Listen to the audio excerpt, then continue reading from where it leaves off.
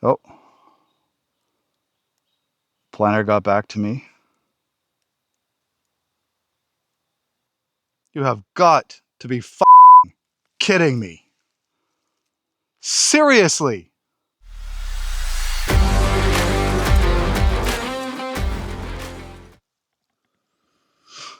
So, first or second episode of this channel, I talked about how the planner wanted me to do a zoning conformity permit, and it was going to cost $1,000 and take 2 or 3 months. And I went back and forth and back and forth and back and forth, and we finally settled after a phone conversation on what should be done. And as long as I got the house permit, as long as I was working on the house, I could build the other structures that I wanted to build and be able to stay here and do what I needed within the context of that construction. So last 2 weeks ago, 3 weeks ago, he asked me a couple questions about the property, about the workshops, and about order of operations. And I'm trying to follow the rules here. I was honest. I said, like, I'm probably gonna, clear the foundations for the sleep camp first, because I need it for construction, but I'm also working on the house in the fall. It's the fall. And he just told me, no, you need to get a zoning conformity permit. Everything I've done up until now was for nothing. He wasted 2.5 months of my time to come back to exactly the same place. Only thing I can imagine is there's some sort of misunderstanding here, and I'm gonna have to go back and talk to him again.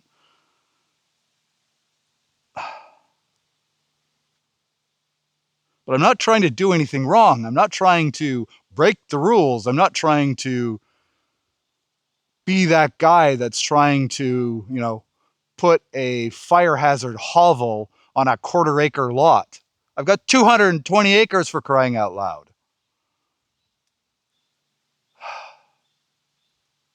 Nothing I build here is going to be closer to the property line by like 1,000 feet.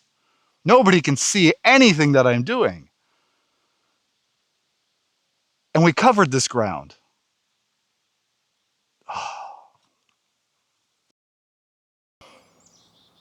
So, Chris from the future, suffice it to say that it's probably not as bad as I felt as it was when I recorded the first part of this video. But I think it's still worth talking about it, because these are the sorts of problems that can crop up, especially when you're one person trying to do all of this. And understanding the frustration and doing what you can to avoid it ahead of time, I think, is really important. But I'll save till the end what the current state of affairs is.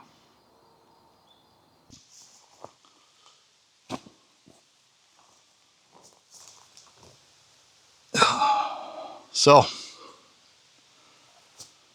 let's talk about the future of this channel specifically, and the acreage. So I got the email yesterday from the planner sending me back to square one. So I sent him an email back saying, hey, we talked about this before. There's, as I understood it, this was settled. And he's like, no, you're building the sleep camp first. That's not permitted. I'm like, well, like, we talked about that. I said that I was going to be building the sleep camp at the same time as the house. Was I going to start on the sleep camp first? Well, yes, because I'm allowed to have a temporary structure in furtherance of the construction of another building. And my understanding from our conversation was that that was allowed. No, the temporary structure is temporary, has to be dismantled. I'm like, okay, fine. But I quoted the transcription from our call, because the office uses an AI tool, so that way, there can't be possibly misunderstandings. Well, yeah, no, doesn't matter what he said in that call. His current assessment is final. Final. Okay, great. So then what do I do? One option is to do this zoning conformity permit, $1,000, 3 months, maybe a no at the end of it. But I don't accept that, because I know that there are alternatives. I've read the bylaw. And so I'm asking questions and he's sending me snippets of the bylaw. It's like, I've read the bylaw.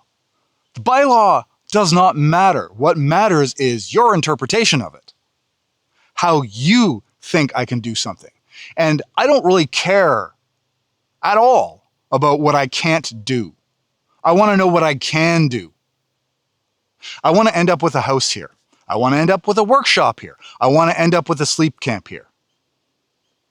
But between here and there, there's 100 different pathways to get there, and not all of them have to go through a $1,000 charge and a 3-month delay.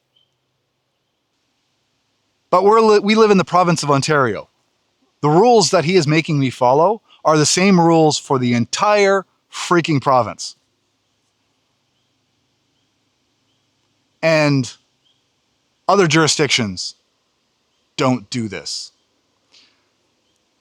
15 years ago, I owned 160 acres near a town that's part of the same jurisdiction. Same rules. Except, unlike this one, it was right up against a municipality. So it fell underneath that municipality's sphere of influence. So I went into the office and I said, hey, I'd like to build a shed. Not entirely unlike what I'm talking about here. Building inspector said, okay, draw me a sketch. So I drew him a sketch. Okay, great, $100. Once you're done, let me know. I'll come out and take a look at it. Okay, great. Went out, built it, called him. He came out, said, yeah, add a support here and here. Just, a couple 2x4s. Do you need to come back out again? No, that's good. I trust you to do it. Permit's closed. All's good. It took less time to get the permit, build the structure, and close the permit than it's taken me to get a straight answer out of the planner for this jurisdiction. What in the hell? And why did I spend all of this time, hours and hours and hours through emails and an hour-long phone call trying to explain that I am looking to follow the rules? I am a rule follower. Generally speaking, I follow the rules because while the rule might not reasonably well apply to me, obviously there's situations where it does, and I'm okay with that. But you need to be able to tell me how I can do what I need to do within the rules, because I'm flexible. Originally, the idea was that I wanted to build the sleep camp first, but no, I'd have to get the zoning conformity permit first. Okay, I don't want to do that. What if I start building the house first? Yeah, you can do that. Just as long as you're building the house, you can be building the sleep camp and use it. Okay, that's reasonable. And then he changes his mind. Then he makes it final.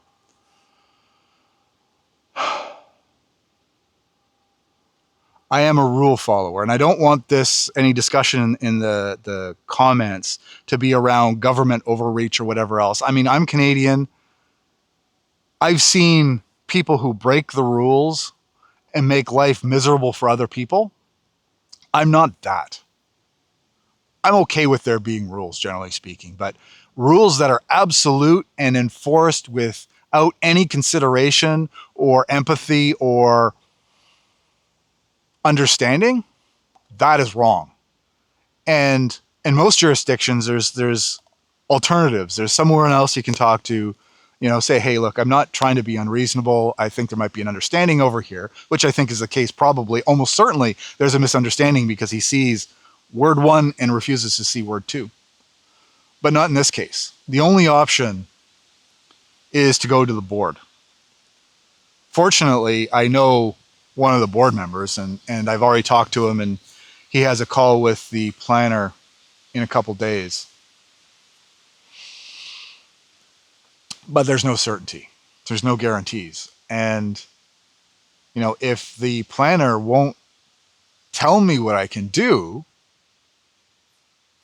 what do I do? I now own 220 acres. That's useless. I can't build anything on it because everything is permitted. Again, don't have a problem with it, but if I can't get the permit,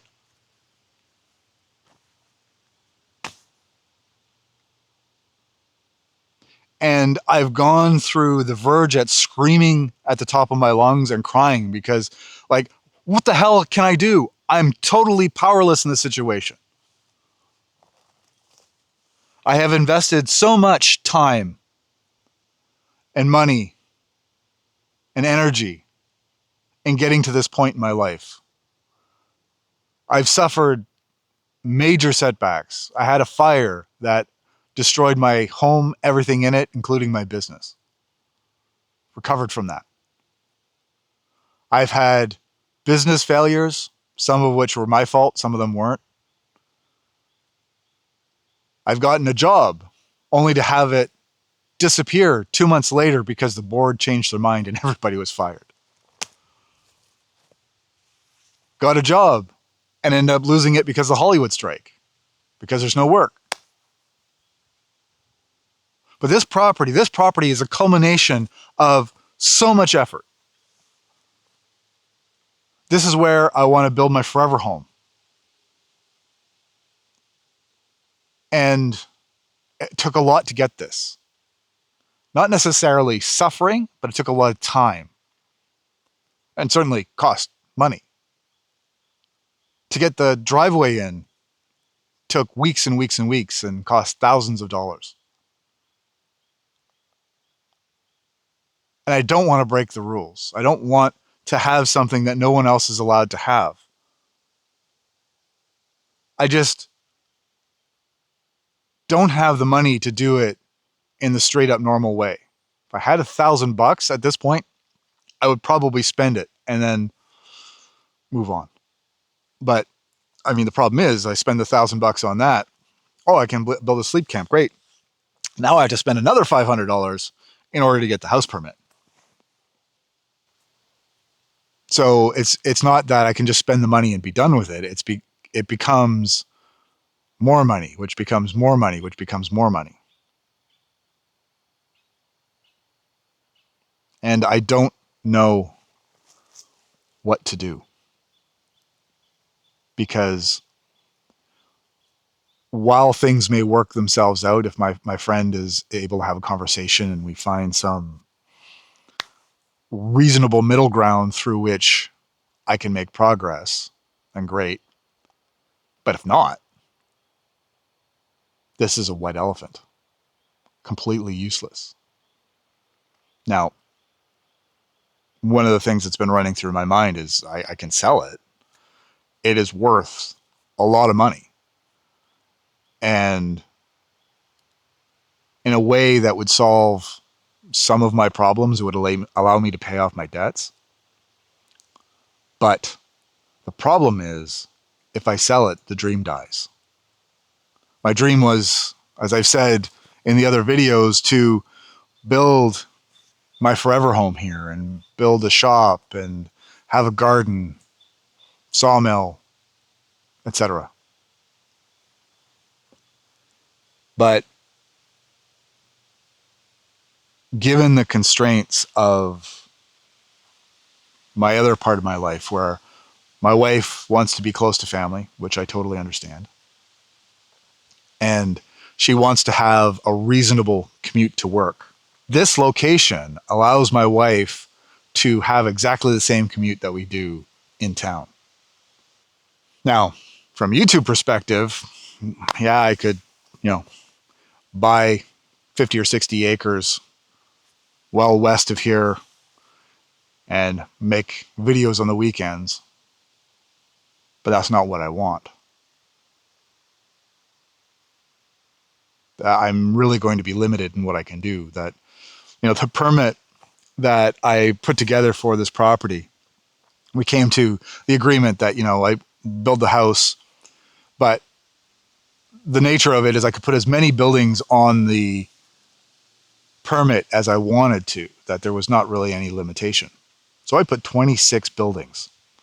There's a sauna down at the lake, dock, few gazebos, sheds, sleep camp, multiple workshops, log cabin in the back 40. Because I could. I don't want to pay another $500 to build another building. Put them all together all at once. And I understood that I couldn't build most of them until the house was done. That's fine. And I think part of the problem is there's a real misunderstanding between this planner guy, because this planner guy is clearly a black and white kind of fellow. I told him I want to build a sleep camp. He said I'd need the zoning conformity permit. Okay, that doesn't work for me. Okay, you can get the house, and then you can do the other. Now he's changed his mind. Okay, fine, whatever. But every time I ask him a question, all he does is send me a section of the bylaw. Well, I've read it twice. I know what the bylaw says. I don't really care what the bylaw says. The bylaw, in some respects, is irrelevant to me. What matters is his interpretation. Given my constraints, what can I do?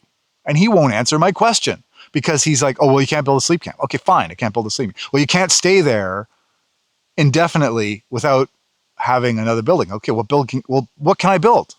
What allows me to have a temporary building that I can sleep in here while I'm doing these other things? He's like, well, you can't do a sleep camp. I'm like, okay, we established that. What can I do? The rules that govern my jurisdiction, and honestly almost all jurisdictions in the province, are written so that they apply first and foremost to cities.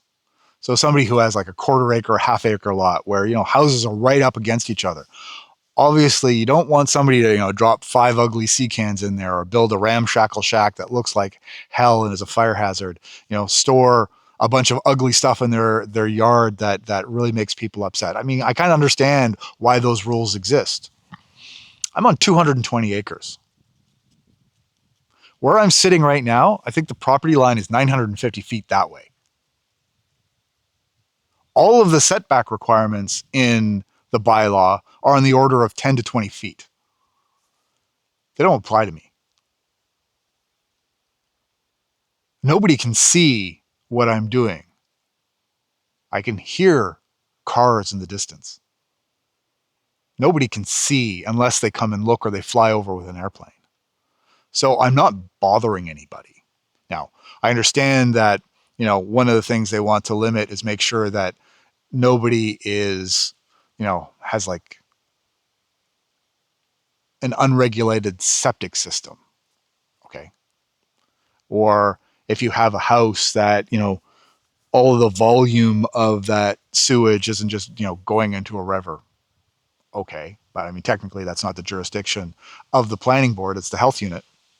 But I should be allowed to live on my land. And I honestly don't actually want to live here yet. I just want to be able to use it. And I want me to get a permit? Yes, it's fine. I'll get a permit. I have to be conforming? Yeah, okay, but conforming within what context? That I can't have a bunch of random buildings? Well, why not? If nobody is bothered by my being here, if my buildings are not impacting someone else, who cares? As long as I'm building them to code, as long as I have permits for them, who cares? And honestly, if all I needed to do was get a zoning conformity permit and it was the same price as every other permit, I'd have done it already. But no, they make it an extra $500 because, they have to get public consultation. Again, thousands of feet. There is no sense of discretion that they're treating me as though I was in the middle of a city. I'm not. But I have a real problem because we had a bit of a back and forth. He was clearly getting annoyed, frustrated, maybe even mad at me because, I don't give up. I don't accept no for an answer because, again, I know there's a path here. He's just not willing to tell me what it is, so I'm not going to let it go. This is my land. I'm a taxpayer. Let me do what is legally allowed, but you have to tell me because I don't know. And in fact, I actually do know. I told you what it is. I've given you a list already. Tell me which one makes the most sense, and you'll just let me pay my fee and move on. So if I don't get a resolution, then what? Then what? I don't know. I can be really driven. I can be really intense about what I do, and I can have a lot of focus. That only applies when I think reasonably I'm going to be able to achieve my goal. If I think there's no chance that I'm going to reach the goal, I don't have motivation to continue. I'd rather spend my time trying to find some other pathway forward. I really want this whole YouTube thing to work out. I want to have the flexibility that comes from earning a living, showing you guys what I'm doing out here. I have so many things that I want to do out here that actually genuinely excite me. And it's, it's unfortunate it's taken me as long as it has just to be able to get a stack of logs and a big hole in the bush. But, as time goes on, I'm getting more done and the possibilities are opening. But, if I have to sell this property and buy something further away, the amount of work that I'll be able to get done goes down because now instead of having an hour-long commute, I might have a 2-hour-long commute. So maybe I'm only able to go out every couple days or once a week or whatever. And that really limits the amount of content you can create, how interesting you can make it. But it means that I have to give up my dream. My dream was to have all of this here, have the shop, have the house, have the everything, the relaxation and the work all together in one place. So that way I could be moving from one to the other and, making content for each. And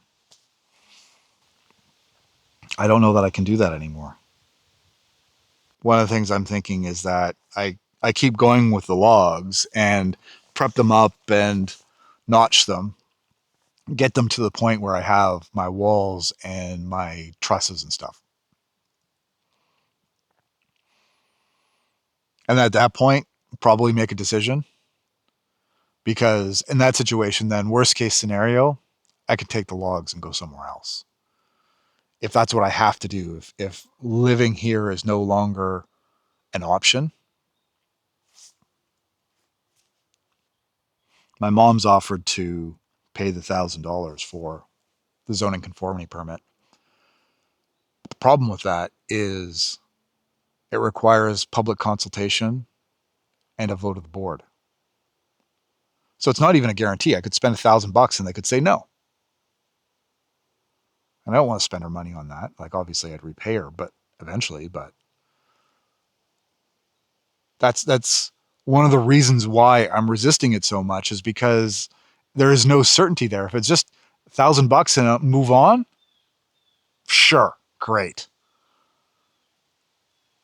But it's not. It's absolutely ambiguous. There's no certainty whatsoever. And then I spend $1,000 and I wait 3 months for the vote and they say no. Well, now I'm $1,000 poorer and 3 months down the range. And then I have to start over again anyway. How's that a fair option?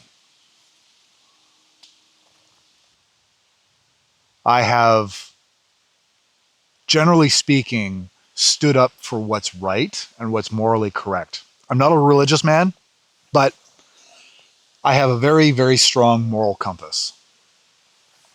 And I'm willing to stand up for that. I am not looking to be treated differently than anyone else. I'm not looking to have favors granted upon me. What I want is to be treated fairly, to be allowed to do what is reasonable given the context of where that I am. So for example, after my house fire, we were trying to rebuild and the permit was delayed and delayed and delayed. And we didn't know why. The builder didn't know why. And so I went into the city and, where the builder had been told, well, we can't authorize it. There's a reason, but they wouldn't say, well, I sat down, I said, look, I lost my house in a fire and we're basically living in my parents-in-law's basement right now. And Needless to say, I'm not really enjoying that much. Not because I don't love them, but because it's not my house. And I just want to get this sorted out. Like, can you at least tell me where the problem is? He's like, yeah, I can't actually tell you this, but the reason is that there is an issue with your driveway. I'm like, okay, because part of the reason was the footprint of the house changed. And he said, here's this guy over here's his number, give him a call. So I gave him a call and went out and I said, okay, well, here's what we're trying to do. He said, oh, well, the problem is that by the city bylaw, you have to have this parking space that's a certain distance. And because you changed the footprint of your house, you lost that parking spot. So what you need to do is you need to move your front wall back 3 feet, draw this and draw that. Had the permit within 2 days. I didn't go in yelling. I didn't go in screaming. I didn't go in saying, I'm going to have your job and your head on a platter. No, it's just like, okay, well, there's something in my way. I get that. You know, I'm not trying to change that fact. I said, I just want to know what it is and how can I fix it? So I asked politely. I got the name, told the guy the problem. He's like, oh, well, this is what you have to do. You have to move your house back 3 feet. Well, yeah, of course. I think it's stupid. There's a parking space in front of my house that is actually my lawn because nobody parks there because it's stupid. But I got my permit in 2 days and the house was finished 2 months later. So yeah, like that's reasonable. But my motivation is really undermined until I know, like, I'm going to keep taking trees down. I'm going to keep getting the building materials together because if I do end up having to sell this property, I can take those with me. I can save myself time somewhere else.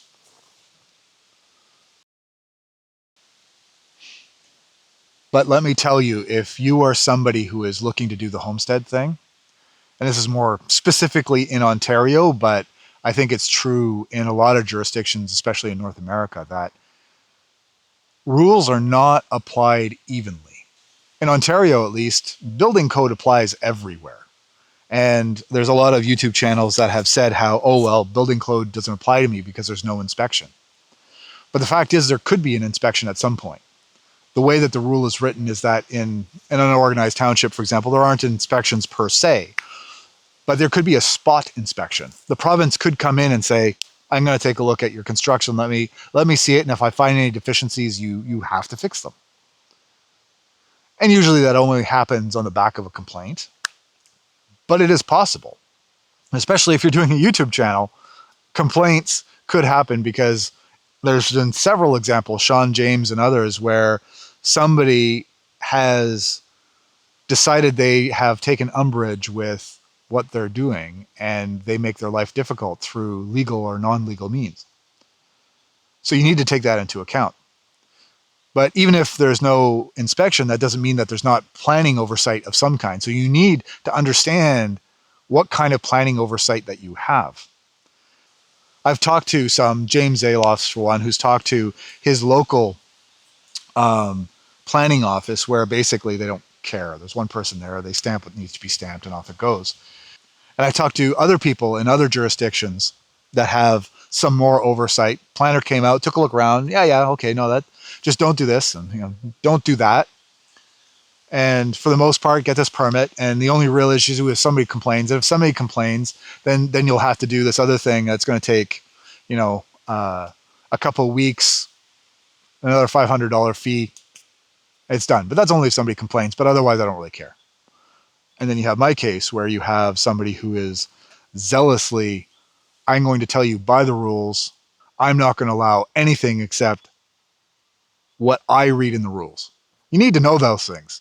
And above that, there's also what happens with septic. So most jurisdictions in the province are covered by various health units.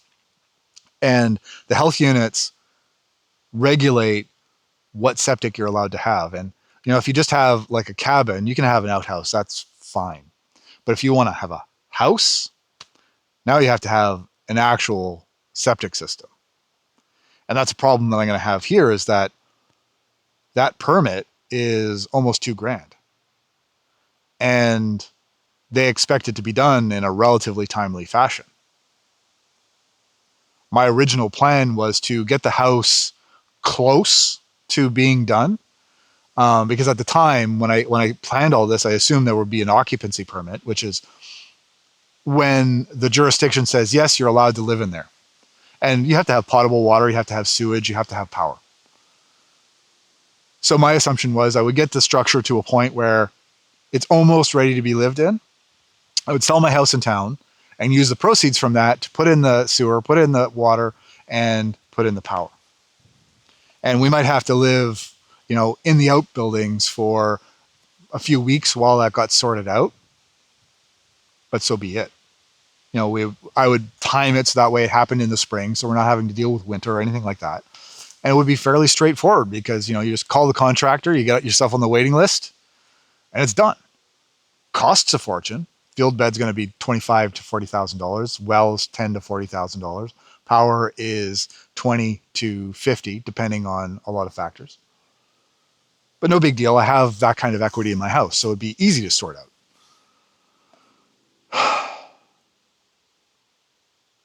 But if I have to do it all up front, I don't think I can do it. At least not yet, not without a lot of small miracles. So if you're going to do this yourself, you really need to sort these things out ahead of time. You need to know what you're up against, and can you afford to overcome those obstacles? Can you afford the time that's involved? And know that in most jurisdictions, one person complains and they can make your life miserable. And that's why I wanted to do everything right here. This is why I went to the planning board first, to get it sorted out, to what can I do? Oh, I can't do that. Can I do this? Oh, I can do that. Great. So that way I wouldn't be in the situation I am right now. I'm going to try and come out here and keep working and collect logs. I'm going to try and figure out a different path through the permitting issue because, like I said before, there are other ways in the bylaw that I can do stuff here that doesn't require a house necessarily, that doesn't require a sleep camp.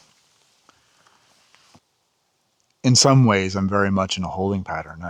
There's no point in putting down footings for a structure that I don't know that I can build on. So if I'm doing stuff with the logs, I'll just put some temporary posts down onto the rock and or a light cribbing perhaps, and then start building. If it gets sorted out, I mean, I can always just jack up the whole building and then pour footings underneath them. So it's not that effort will be lost. And then worst case scenario, I have a building that I can move or sell. I think the biggest irony, and I was having this conversation with somebody the other day, is how rules are important in the sense that that's what lets society function. And in the past, whether it's in Roman times or the Middle Ages, rules always had a way for people to remediate their sins, if you will. That there was a path that you could fix it.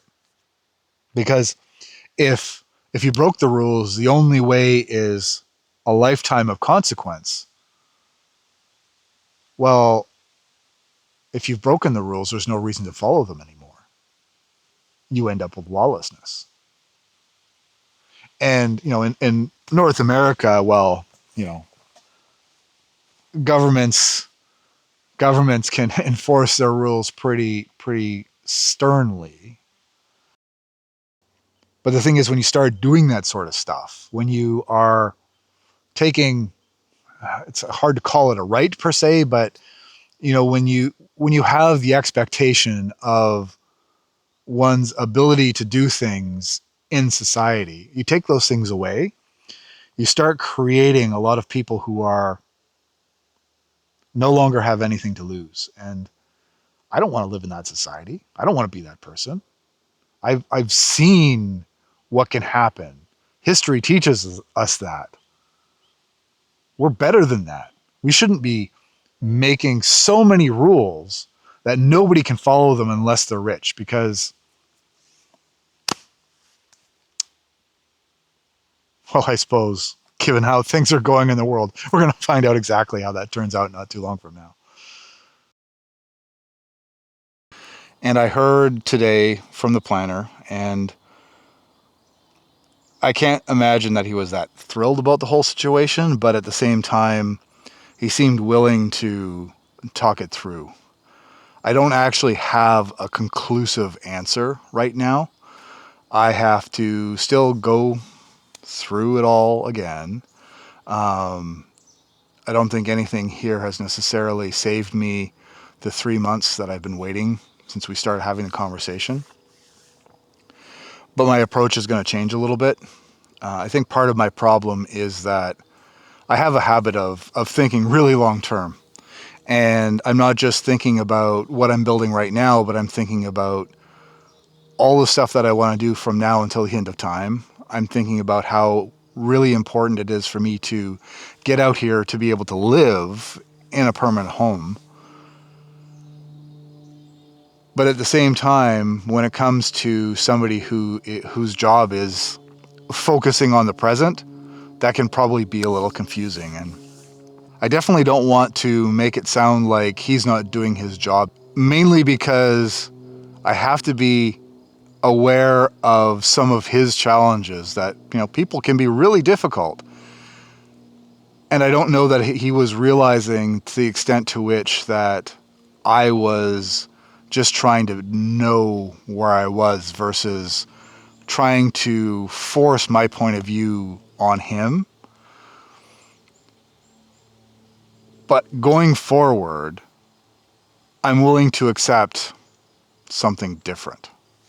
I know that the bylaw allows me to do any number of things here, and I might have to just accept to do sort of one of those middling points, whether it's a hunt camp, which means I can't actually stay here all the time, or a craftsman shop, which is more of a commercial building. But I want to understand how building those impacts building the house later on, but I don't necessarily want to put it under the same permit anymore, just because I think that's going to make life more complicated. Even though it might end up costing me $1,000 in the end, doing it through 2 permits means that $1,000 is going to be spent on certainty, not on the unknown of whatever might come out of the zoning conformity permit and that, public/vote process. So the video goes out tomorrow and I don't have certainty. But at the same time, I also feel like I'm willing to accept much less in order to move forward. My core mind is really resisting against that, because I think there's no reason why I shouldn't be able to have it all and sort of lay out what's going to happen and just get it done. But, as the old saying is, you can't fight City Hall.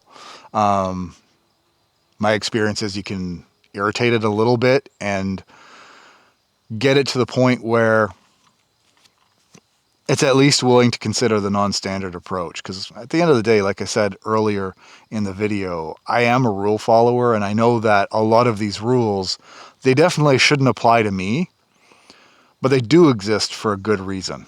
And I'm not trying to buck the system unnecessarily. I just want to find my path.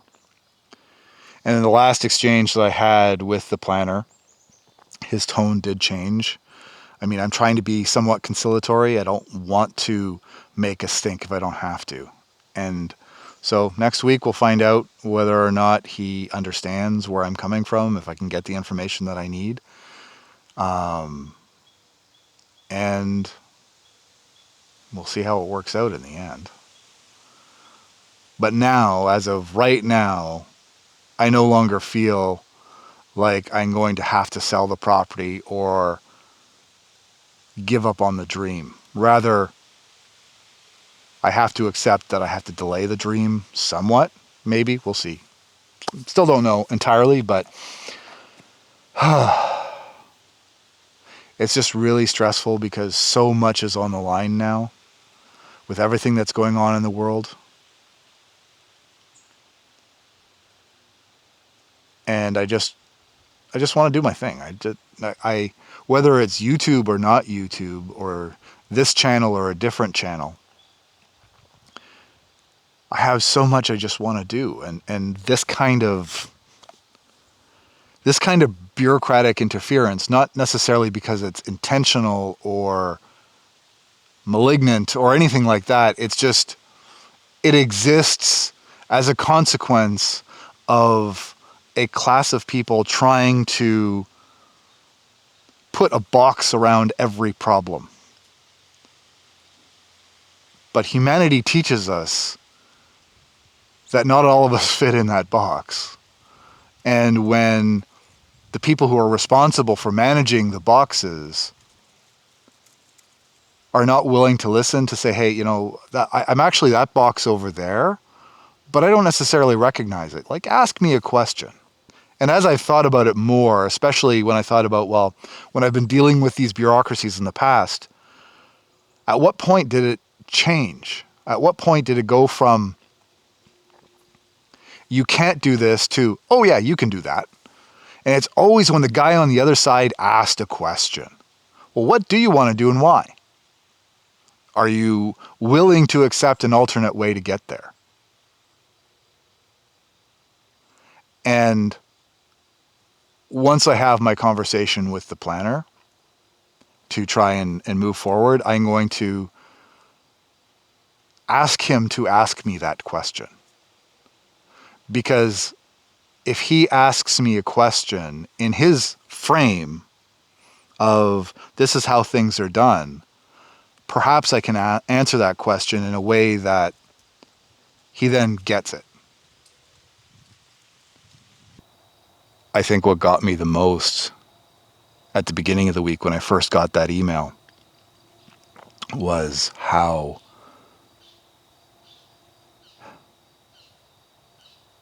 I felt like I had no recourse. I felt like, that's it, we're done. I can't do what I want. Because if the person who controls the yes or no and basically shuts the door, well, what do you do?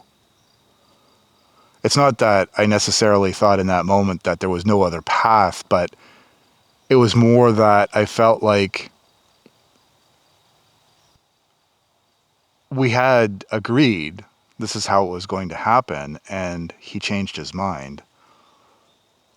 And it's entirely possible that I said something that made that justifiable, but it felt like in the moment, like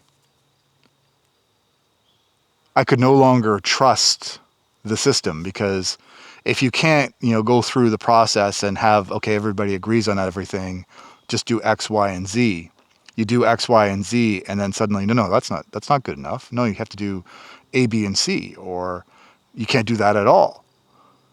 Well, then you don't want to go forward and do P, Q, and R, because what's the point? Because you're just going to end up in this cycle of, just do this and you'll be fine. Then no, you're not. Just do that and you're fine. And then no, you're not. And you end up in this continuous cycle. And that's what I was seeing in front of me. And it made me panic to some degree, because, you know, at some point, I'm going to hit a wall of what I can do. At some point, there's nothing here that I can do that's going to be interesting enough for you to watch. And if that's the case, then what do I do? But I genuinely feel that we're past that. So for all of that, like, subscribe, maybe watch another video, comment down below. I've got a bunch of footage already that I'm going to be publishing with next week's video, so it'll be more back to the regular scheduled programming. I'm working towards getting my fire pit in, and hopefully we'll have solid and meaningful progress that I can work towards.